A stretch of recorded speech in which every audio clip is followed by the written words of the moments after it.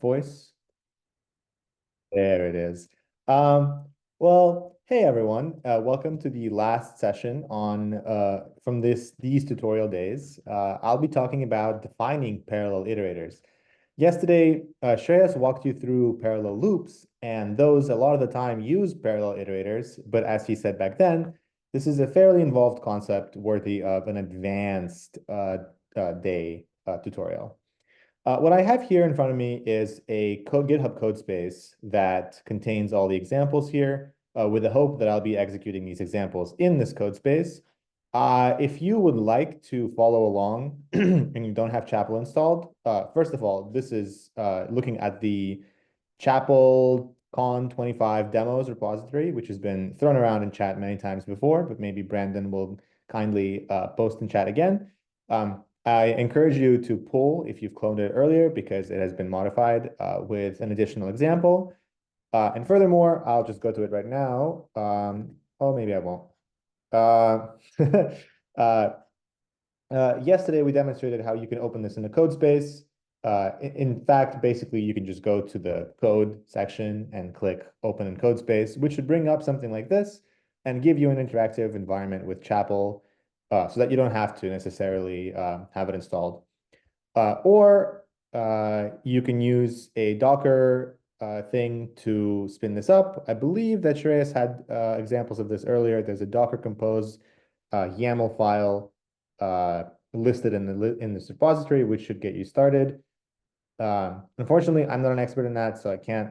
I will not attempt to re-inform you of things in my broken interpretation, but hopefully you have a way of following along with these examples if you want to.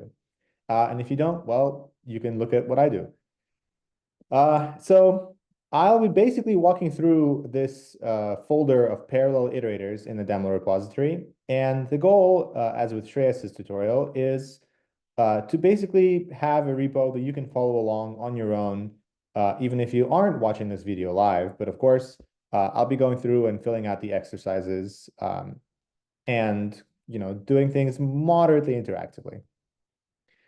So there's three major sections to this presentation. We will start with serial iterators, which may have come up before, but if they haven't, we'll certainly cover them. And then we'll go to two forms of parallel iterators, which are basically standalone iterators and then leader-follower iterators. All right, well, let's see if I can actually, here we go. All right, perfect. So Zoom is covering half my screen, which is absolutely fantastic. Here we go. So what is an iterator? Well, you might have seen Chapel procedures, which are just like functions in Python, or in any other language, really. An iterator is kind of like a generator in Python, or if you don't know, it's basically a procedure that can produce multiple values. So in this case, my iterator produces three values, 1, 2, and 3. And it does so one by one. So consuming the iterator can basically receive the first one, do some work, then receive the second one, do some work, then receive the third one, do some work, and so on and so forth. So this is different from returning an array or list or tuple of things, because unlike arrays, lists, or tuples, iterators can be interleaved with other code. And so they don't store all of their elements at once. So you can very easily construct an iterator that produces 300 million integers. But if you did that with 64-bit integers, my back of the napkin estimate is that you would have an 8 GB array, which would certainly make your machine unhappy most of the time. And so how do you use an iterator? Well, the easiest way is to use it in a for loop. So here we define my iterator. It looks very much like a procedure definition. And I apologize for the lack of syntax highlighting. For some reason, code spaces don't highlight Chapel code in Markdown. But anyhow, my iterator is a procedure, or looks like a procedure, but it's declared using the iter keyword. Oh, hey, I'm doing the same thing Shreyas was doing and clicking things. I shouldn't do that. It's declared using the iter keyword instead of the proc keyword, and that's what makes it an iterator. So then it has 0 arguments. So in the for loop, we have this call to my iter with 0 arguments, and we just have a variable that stores the results and print it. So if we are to run this code, which we actually can, Why don't I just make a new, oh, that's a new tab. Um, wow. Zoom is covering half my screen. This is pretty awesome. See if I can get a new file. No, that's chat. That's not what I want. Ah, here it is. Can you tell that I use Vim and not Visual Studio Code most of the time? Let's make a new file called temp.chapel. Paste this code in there. Yes, and we even get syntax highlighting. How great is that? And then we can, well, sure. I use the terminal to compile and, excuse me, this is very frustrating because Zoom is in the way. Chapel, temp.chapel. We can compile it. Give it a second to think about it. Oh, great, of course. I didn't include the iterator definition in the code. Boom. Now, give it another second to think about it. And then if we run it, it'll print 1, 2, 3 as we would expect. So here we have an iterator declared, and then when we go through it and print it, it prints the values yielded by the iterator.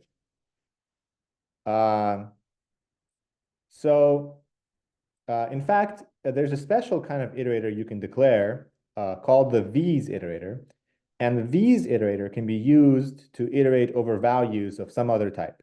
So you might have heard Jade talk about records and classes in the previous tutorial.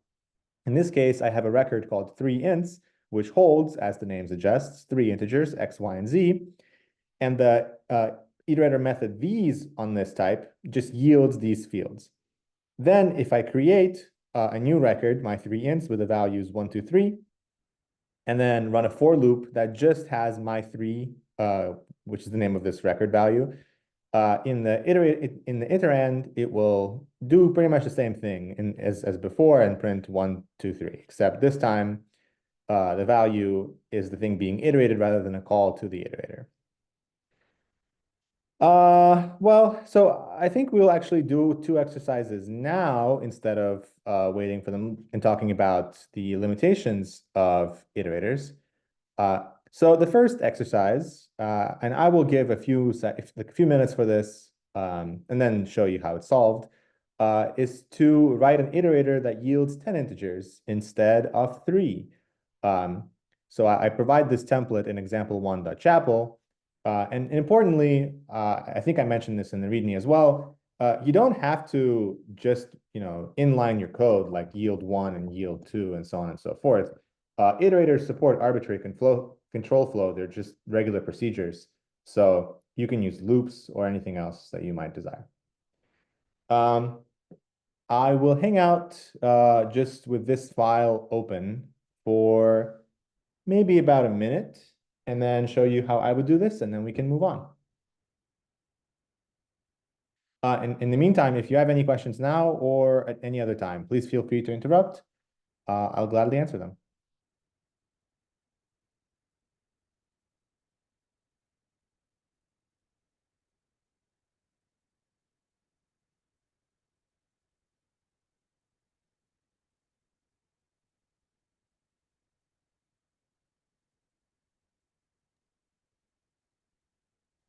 Alrighty, well, this feels like a relatively simple exercise. So barring difficulties with installing Chapel or something, or a desire to do this, I'm sure you're getting pretty close.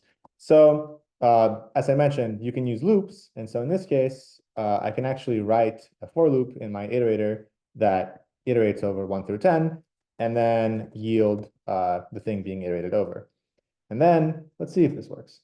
Yay, compile, example, Chapel, and then run it. So the Visual Studio Code extension is actually doing its work, and I can hit compile and run without any problems. And oh, look at that. I ran it, and it printed the numbers 1 through 10, which probably is not too surprising. All righty. And the second exercise is to look at this program here, actually, also written in a file with syntax highlighting, which does the following. It's supposed to yield 1, then yield 2, then print, no, I'm dying, then exit, and then yield 3 and 4. So this iterator has more, it's supposed to yield more values. And if it were to run to completion, it would exit. And the question for you is actually just to tell me what you expect will happen if we use this iterator in a for loop, and as soon as we hit the yielded value 2, we break. You can compile this program. I will do so. And It here, will it will stop at the second yield. yep, that is in fact what will happen, and no problems will happen. So there will be no errors on the console because, like I mentioned, iterators don't completely create everything, every single element that they yield and store them. They yield them one by one, and they can be interleaved with other computations, such as loops. So we will say we will run this statement, run the loop body, run this statement, run the loop body, hit a break, and we're done. And so these two things will never get executed, and nor will the write ln or the exit. So here we print 1, 2, and nothing else. All right, cool. So those were the exercises for iterators. And now I want to talk about the limitations of serial iterators, which is what we've been writing so far. So like I just said, what we've been writing have been serial iterators, and those can only be used as part of serial for loops or bracket loops, but they will still be executed serially. Bracket loops are parallel if possible, but otherwise serial. And so you cannot run a for all loop over my3, and you can't iterate over it in parallel. In part, this is not surprising. I mean, if you think about it, iterators can have arbitrary control flow in them. So how do you know how to execute them in parallel? And to make an iterator that we can use in parallel loops, we have to define parallel iterators. And like I mentioned before, there are two flavors. There's standalone and leader-follower parallel iterators. So without further ado, I am going to move on to the README of the second iterator section, and hopefully get a preview. Yay, get a preview. Awesome. So, this is not rendering Markdown as nicely as GitHub does, but I will say this note immediately. This tutorial covers how you define parallel iterators in Chapel today. So it's a very pragmatic tutorial. However, I think I speak for some members of the team when I say that we're not happy with the design that we would prefer to improve the design of this feature. So although this is how you have to do it today, in an ideal world, it will look slightly different and maybe a bit better in the future. So if things look weird to you, I personally am slightly inclined to agree, but hopefully we can work through the weirdness together. Okay, so like I mentioned, we're talking about standalone parallel iterators now. And they're nice because they can be used in parallel loops and therefore can spin up parallel tasks. And they're also easier to write than leader-follower iterators, though this does lead to some limitations. So the first thing we need to learn about is the tag argument. So basically, the way the Chapel compiler invokes non-serial iterators is by making a call to the same iterator, but also inserting a new argument called tag. So this tag argument, I think I can actually look at example 3 maybe, or exercise 3. Yeah, so we'll come back to this in a second. So in this example, I basically have an iterator, another serial iterator that yields numbers. In this case, however, I don't yield 1 or 10 or 3 elements. I yield exactly 4 times as many elements as my computer has, cores available to run tasks. So I think you've seen max task parallel in the past throughout the tutorials in these last couple of days. This tells you how many tasks Chapel can execute in parallel at the same time on your machine. So the idea is if I have, say, 4 available cores and 4 available tasks, I will print 16 numbers. And I will hazard a guess that this machine, it'll be kind of funny actually if it doesn't have parallelism. I hope though that it has at least 2 cores. Let's see. That would be a very funny way for this to break down. Well, yeah, so that's great. This machine only has one core. So unfortunately, we won't see anything super interesting in parallelism because uh, this machine isn't capable of parallelism. If you're in a GitHub code space, you'll probably experience the same thing. However, we'll pretend that parallelism is possible because the same code will work whether or not you have multiple cores or not. That's unfortunate. And maybe later on, I will try switching to my personal machine. And there we will certainly see plenty of parallelism. Alrighty. Anyway, looking at the output of this, I don't know, this is still not ideal, but here we go. As you might suggest, or you might suspect from lines 9 through 12, we print serial, which is just the word serial. And then iterating over this parallel iterator, we print 4 times as many integers as we have threads available to us. And since we only have one thread available to us, we just print 1, 2, 3, 4. So the standalone form of this iterator has a new tag argument that I was just talking about. And this is automatically inserted by the compiler when it's trying to make a parallel loop.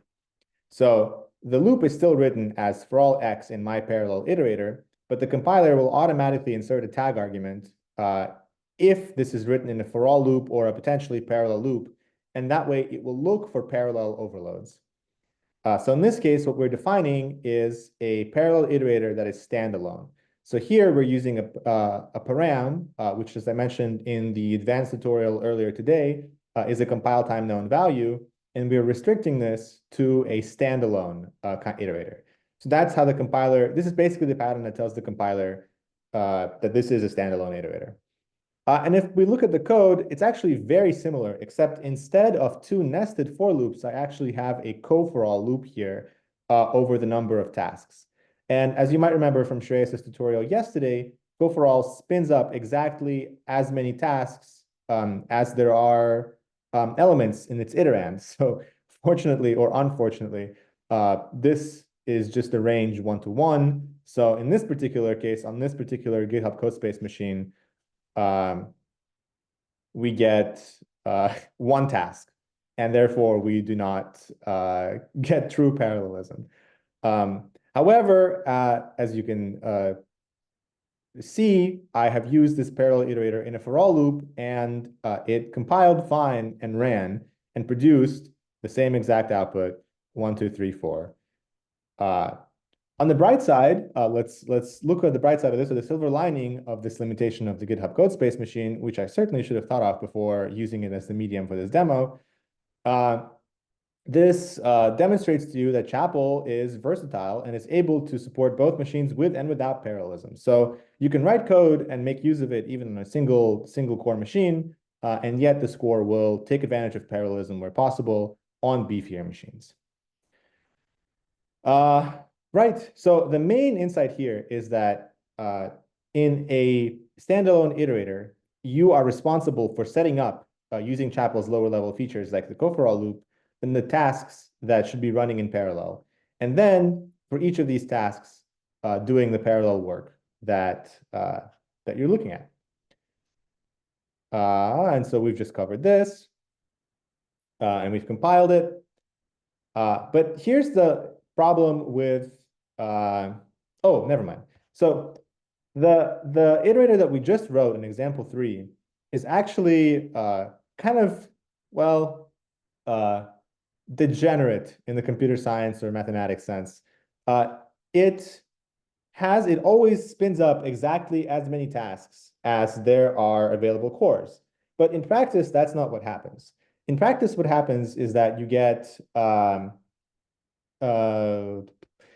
a fixed amount of work, maybe 10, 20 elements, and then your iterator has to decide based on how many cores are available and so on and so forth, how to break up this amount of work into manageable chunks and how to give each chunk to each thread.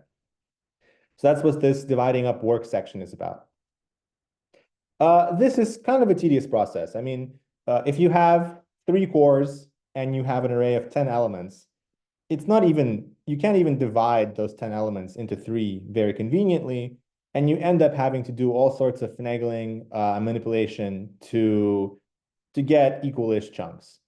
And this comes up often enough that the Chapel standard library provides a package module, which I believe at this time is unstable, called range chunk, which does this work for you. I should stop double clicking. Range chunk, which takes care of this exact thing. So range chunk provides a way to, it basically provides an API that takes a certain amount of work and tells you how to split it up into the right number of pieces. So the canonical example here is the count iterator. Maybe we'll paste this into the temp file so that we can see syntax highlighting, where instead of having exactly as much work as there are, say, parallel tasks, this one gets a start and end argument and then iterates over them and yields this. So in the serial case, you can call count 110 and then in a for loop, and then it should print 1, 2, 3, 4, 5, 6, 7, 8, 9, 10, as we've seen before. But of course, you can also write 1 to 200, 1 to 400, 1 to 1, 1 to 3, and so on and so forth.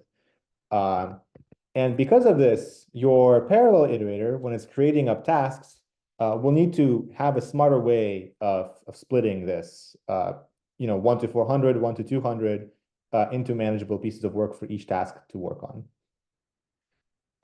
So here is the parallel version of this, which I will also paste into the temp file, even though it's in the README.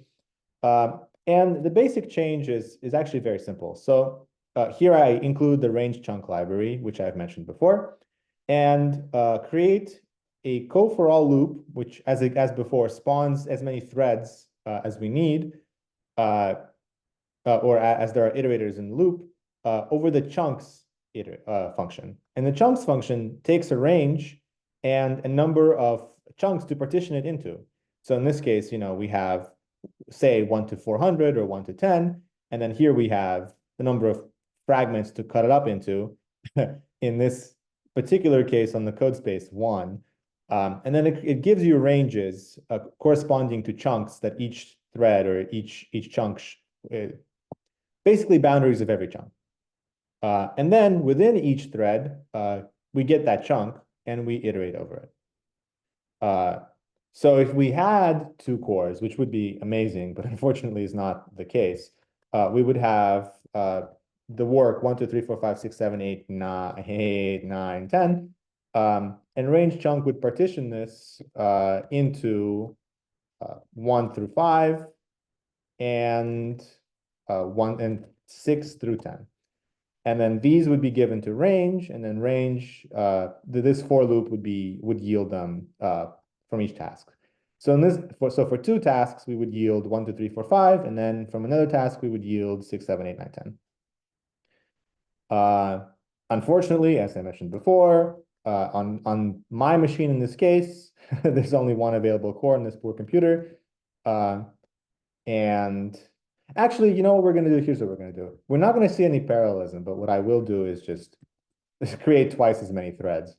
And then that should make it look like it might look on your end if you had 2 CPU cores, even though we don't. Cool. So in this case, let's just compile this temp.chapel course. Oh, okay. So this is a mistake that I just ran into that I certainly brought up in the README, and that is a common pitfall. Today, you cannot write a standalone iterator without also writing a serial version of it, because the compiler uses the serial version to resolve these calls here, like 1 through 10. So we'll need to have also the serial copy of our range chunk, or of our count, sorry. So I will just steal that right there from the README. And try that again. Boom. Here we go. And so here it printed parallel to, haha, funny because it's not really in parallel. And in fact, all the numbers printed out in sequence because we're pretending to have 2 tasks, but the tasks are simulated in sequence. But here we go. We printed 1, 2, 3, 4, 5, 6, 7, 8, 9, 10 from a for all loop. So A fun thing we can actually do, maybe, I'll see if I can, wonder if I can use like sleep. Is there a sleep function here? To pretend like one thread, the first thread is acting slower than the first. This is kind of a divergence from what I was planning on showing you, but hopefully it makes the output a bit more interesting. If range dot low bound is equal to start, then sleep for a second, or something like that. Let's see if that compiles. I don't actually know the API for sleeping. I haven't like literally never used it before. So, well, that I don't have to recompile it. Oh, look at that. When we did this, the first task, which didn't sleep, printed 6, 7, 8, 9, 10. And then the second task, which slept for a second, printed 1, 2, 3, 4, 5. So this is still not what you would see on your machine, because very likely if the tasks are running in parallel, they would be interleaved. So you might see like 1, 6, 2, 7, and so on and so forth. But this is one possible interleaving of these tasks, as is the boring sequential version. Alrighty, so that covers chunking. And as an exercise that I will skip over in the interest of time, you can open the exercise 4 file, which is x4.chapel, and adjust the count iterator to print each range. So that's, where is it, temp? Each range that's being iterated over. And then if you have a parallel machine or machine with parallel cores, you will probably see the chunks as they are being partitioned. And as you change these numbers to be something other than 1 through 10, maybe like 1 through 400 or something, you will see these chunks shrink accordingly, or sorry, expand accordingly. All right, so this is all great, and it seems pretty simple with the exception of some param weirdness. But unfortunately, standalone iterators are just not enough in practice, or often not enough in practice, because as their name implies, they stand alone. You cannot use them in zippered expressions. So for instance, if you have a parallel iterator that counts and also an array that you want to iterate over in parallel, you cannot do that with a zip, because we don't, there's complexity with setting up tasks and distributing work. And basically, these iterators that are standalone do not have a way of telling other data structures how to partition these other data structures' iteration into the tasks that they spawn. And one pragmatic consequence of this is that if you're trying to use promotion, like Shreyas showed you in his parallel loops demo, and you're trying to promote over 2 arguments, say maybe you're trying to write something like count 1 through 10 times count 1 through 10, which would, in theory, produce an iterator that gives you 1, 3, 1, 4, 9, 16, and so on and so forth. Surprisingly difficult recalling squares of numbers. You actually cannot do that with standalone iterators, because this would require zippering these 2 iterators together. So the solution is to move on to leader and follower iterators, which I will do now unless there are any questions. Actually, I'll open the README, but then I'll take any questions.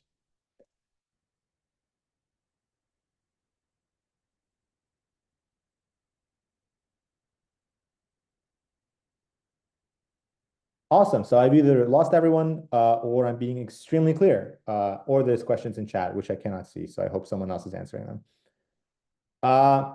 So to understand how leader, follower, parallel iterators work, we have to take a look at the count iterator again. So there's actually, and you know what, I'm going to paste this into temp again, because why not? So in fact, there are 2 pieces to this iterator that are happening at the same time. So the first piece is setting up tasks. This is using low-level Chapel constructs to create tasks.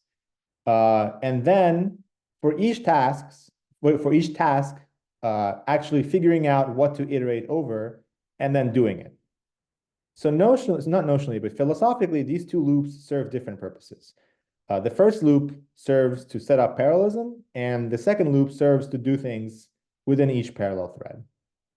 Uh, and uh, and to make the things be more composable, such as being usable in zip contexts, we actually want to separate out setting up a task or setting up the tasks and breaking up work, and then doing the work within each parallel thread.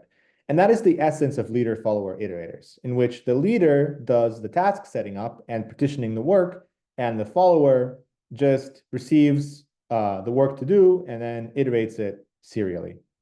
But since each follower is executed within each thread, everything works out fine.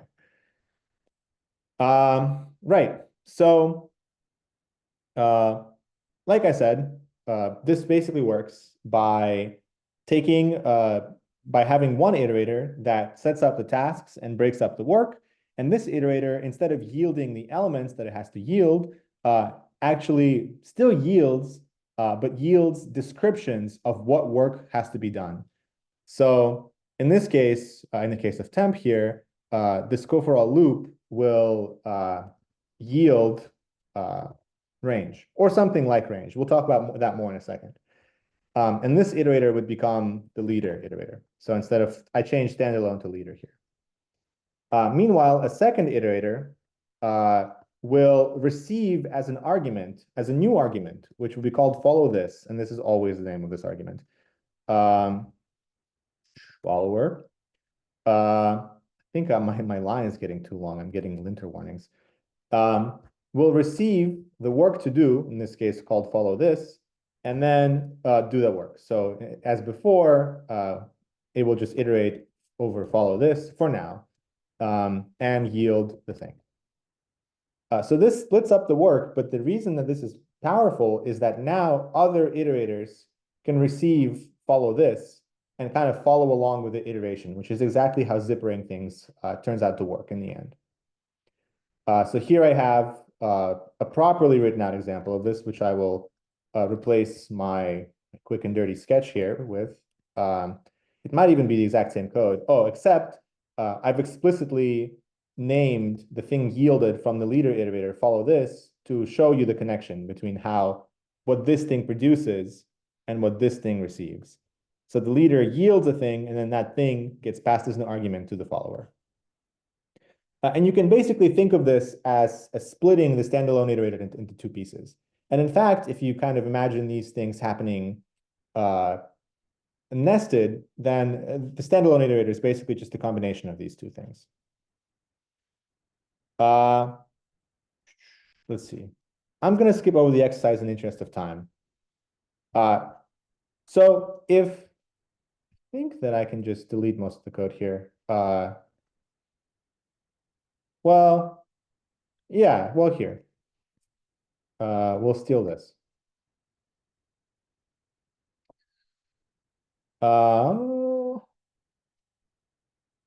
Beautiful. So hopefully, unless I like messed up moving files around, which is entirely plausible, this will compile and work fine.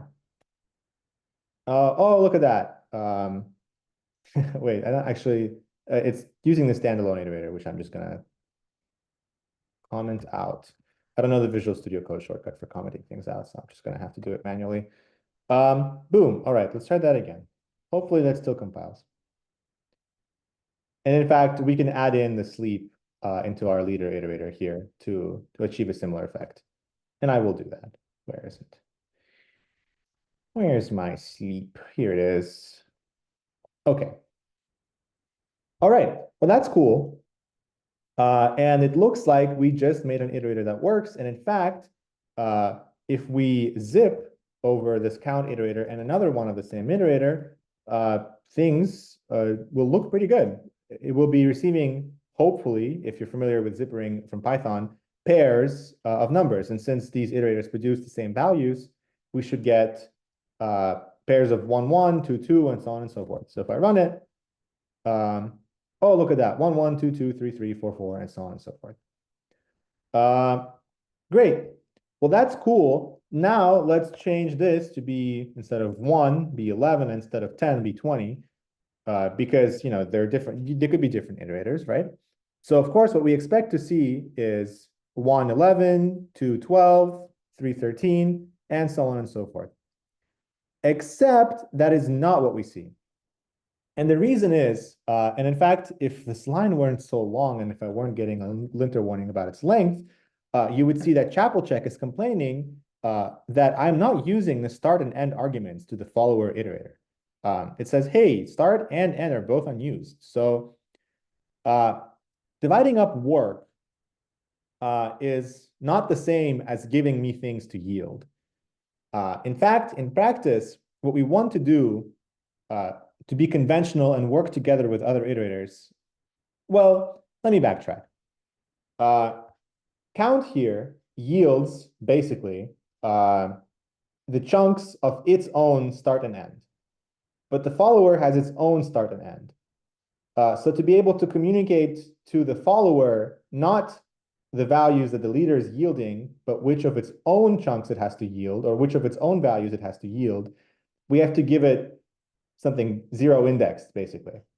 So the idea is that instead of producing basically just things to yield from the leader, which in this case is range, we will offset range to be zero indexed. So in this case, I can just subtract start from it.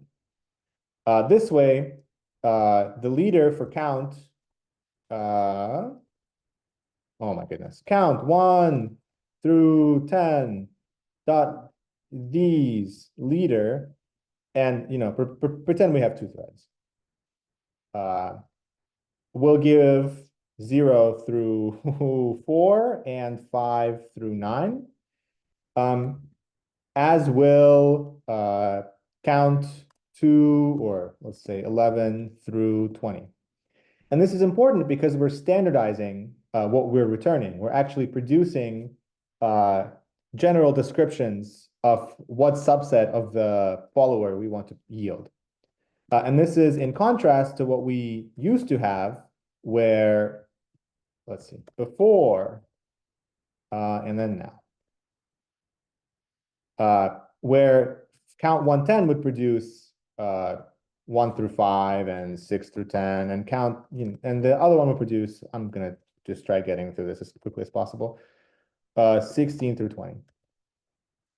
And we don't want this because we don't want this old thing, because each follower iterator doesn't care what the leader is yielding. It cares which subset of work it should be doing on a particular thread, in short.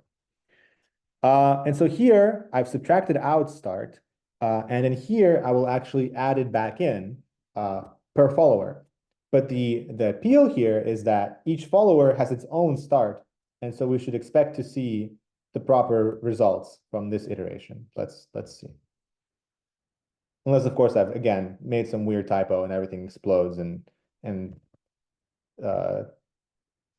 it starts raining and the roof of my house gets blown off. But look at that. Things are working. Okay.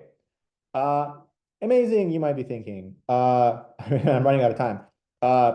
Take an array, however, of 10 elements. Oh my goodness. And then use it in the zip as well. Unfortunately, this will not compile.